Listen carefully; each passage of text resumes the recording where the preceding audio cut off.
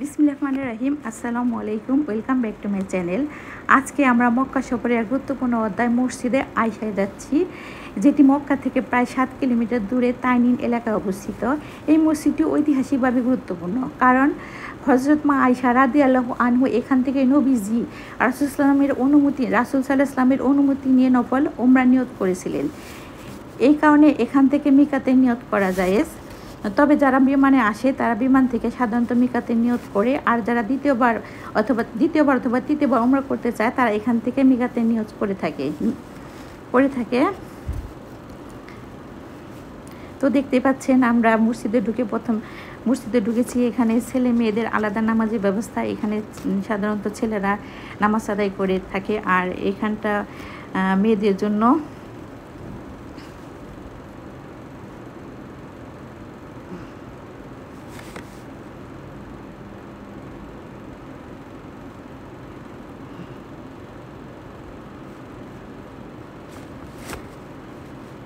মসজিদে ঢুকে প্রথমে আমরা 2 রাকাত সালাত আদায় করেছিলাম, এরপর উমরা নিয়ত করেছিলাম। তো এটা মসজিদের ভিতরে দেখতে পাচ্ছেন অনেকে সালাত আদায় করতেছে, অনেকে বসে বসে কোরআন তেলাওয়াত করতেছে, অনেকে আবার রেস্টও নিচ্ছে।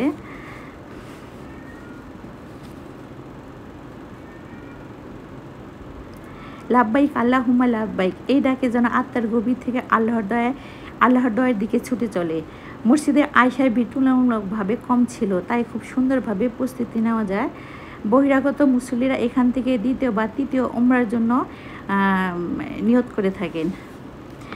এরপর আমরা গাড়ি নিয়ে ফিরে চললাম কাবা শরীফের দিকে। রাস্তায় চলতে চলতে মনটা অন্যরকম প্রশান্তিতে ভরে ওঠে। এই পথে কত নবী সাহাবী হজরতি চলেছে আল্লাহর দিকে আত্মসমর্পণের নিয়তে।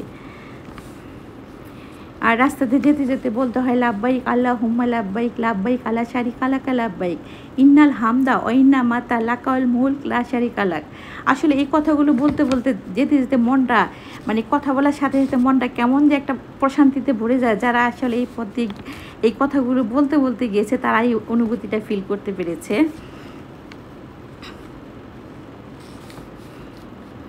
তো আমরাও এই কথাগুলো বলতে বলতে যাচ্ছিলাম, আর মনটা অন্যরকম একটা ভালো লাগা নিয়ে আমরা যাচ্ছি।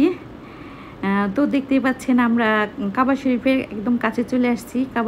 কাবা শরীফে ঢোকার অনেকগুলো গেট আছে, তো আমরা এই গেট দিয়ে যাচ্ছি। অনেকে আমাদের সাথে যাচ্ছে, আবার কেউ কাবা শরীফের ভিতর থেকে বেরিয়েও আসতেছে।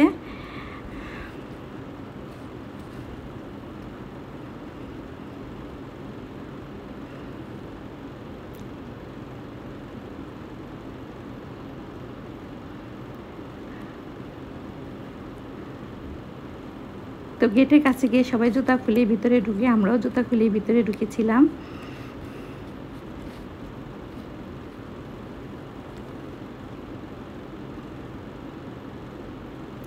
মসজিদে হারামে ঢুকে কাবা ঘর চোখে পড়তে এক অদ্ভুত অনুভূতি হয়, চোখের পানি চলে আসে। তো এখানে অনেকেই তাওয়াফ করতেছে, তো আমরাও তাওয়াফ করেছি। এখানে প্রতিটি উমরার জন্য 7 বার চক্কর দিতে হয়। প্রতিটি চক্করে দোয়া, কান্না, হৃদয়ের গভীর সংলাপ থাকে। কেউ কান্না করছে, কেউ সেজদায় লুটিয়ে পড়ছে। কাবা শুধু পাথরের ঘর নয়, এটা হৃদয়ের আলো, ইমানের বাহরা। তো দেখতে পাচ্ছেন আমি চেষ্টা করছি মসজিদুল হারামের চতুর্দিকটা দেখাতে চেষ্টা করেছি।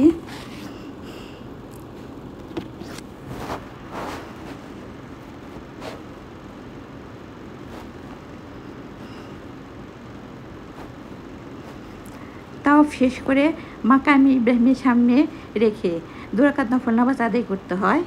এরপর জমজমের পানি পান করতে হয়। এমন ঠান্ডা আর প্রশান্তির পানি যেন হৃদয় সব ক্লান্তি দূর করে দেয়।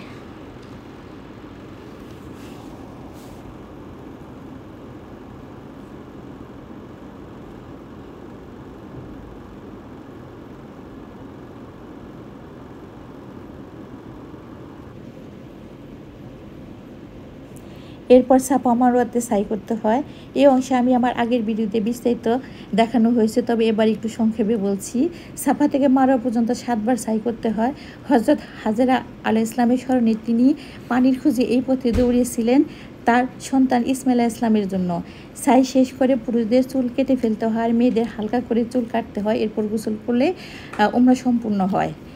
তো আমরা এখন কাবা শরীফ হারাম শরীফ থেকে বেরিয়ে আসছি। এখানে ভোর সকাল দেখতে পাচ্ছেন, এখানে প্রচুর কবুতর। এটাকে কবুতরের মাঠ বলা হয়। আমি আসলে এত কবুতর একসাথে দেখিনি। এত কবুতর একসাথে দেখে মনটা আসলে অন্যরকম একটা ভালো লাগা তৈরি হয়ে গেছে। দেখতে পাচ্ছেন অনেক কবুতর, এখানে হাজার হাজার কবুতর। এটাকে কবুতরের মাঠ বলা হয়। এখানে সাধারণত সব সময় কবুতরগুলো থাকে।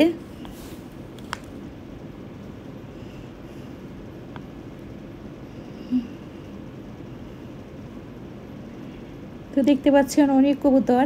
আর এই রাস্তাটাকে ইব্রাহিম রুট বলা হয়, ইব্রাহিম খলিল রুট বলা হয়। তো এই ছিল আমার মসজিদে আয়েশা থেকে শুরু করে উমরার এক সুন্দর সফর। মহান আল্লাহ তাআলা যেন আমাদের সবাইকে বারবার এই ঘরে ডাকেন। তো ভালো থাকবেন, দেখা হবে নেক্সট ভিডিওতে। আল্লাহ হাফিজ।